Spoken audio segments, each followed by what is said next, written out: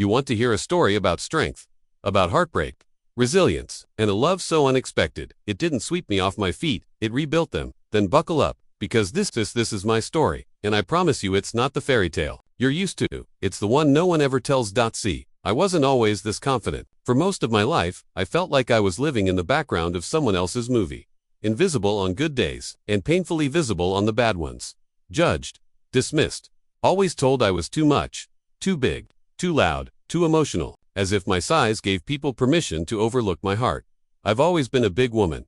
Big dreams, big laugh, big love to give, and yes, a big body. But somehow, that last part, it's the only thing people ever seem to notice. Especially him, my first husband, when we met. I was young, still holding on to the idea that love could fix things, that if you just gave enough of yourself, someone would see you. He came into my life fast, charming, flattering, full of promises. He said I was beautiful, said I was different. He said he'd stay. He lied.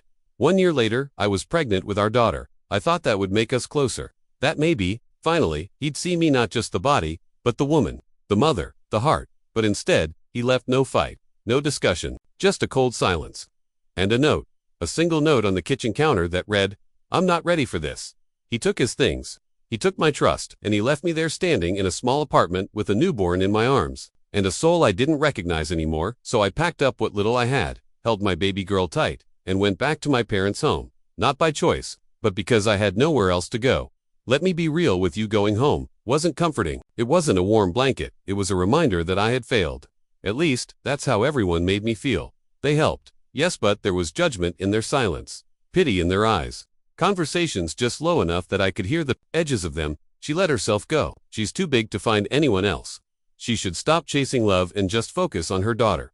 And the worst part, I started to believe them. I began to see myself the way they did. Like a woman who had missed her chance. A woman who didn't fit the mold. A woman who had to earn love by becoming smaller, quieter, less. I smiled through 16 years of silence. 16 long years. Raising my daughter on my own. Skipping dinner so she could have enough. Pretending to laugh at PTA meetings while crying in the car afterward. Watching other moms get flowers on Valentine's Day. While I went home to laundry and leftovers. But I never let my daughter see the cracks. I made birthdays magical with dollar store glitter. I sang lullabies even when my throat ached. I gave her everything I never had, while giving myself nothing, until one day, everything changed. He didn't ride in on a white horse. There was no romantic movie moment. He came quietly.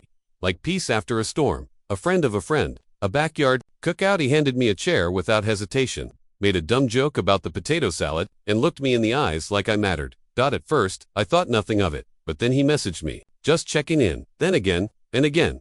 Soon we were talking every day, sharing music, stories, laughing in a way I hadn't in years.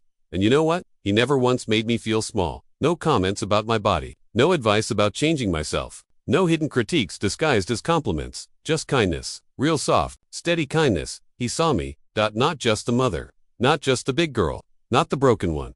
He saw me, and the first time he called me beautiful, I cried. Not because I hadn't heard it before, but because it finally felt true.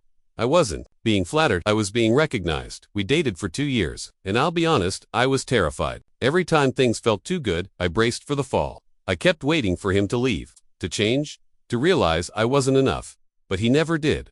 He never rushed me, never pressured me to lose weight, never made me feel like I had to earn his love. He held my hand in public, kissed my forehead like it was sacred, and treated my daughter like she was his own.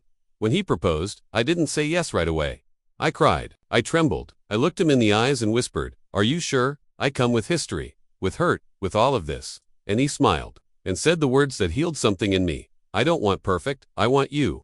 That was the moment. I exhaled for the first time in years. Today, I'm married to a man who didn't fix me. He reminded me I was never broken. My daughter is thriving. She loves him like a father. And I wake up every morning next to someone who doesn't just accept me, he adores me.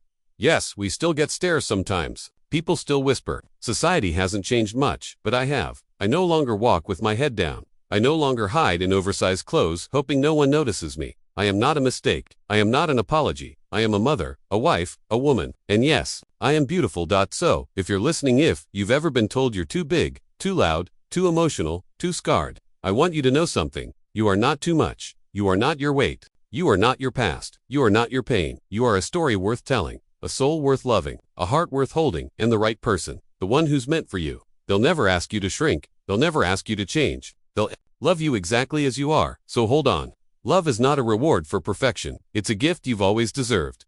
Thank you for listening to my story. If you're still here, then maybe, just maybe, you're ready to write the next chapter of your own, and I hope it starts with choosing you.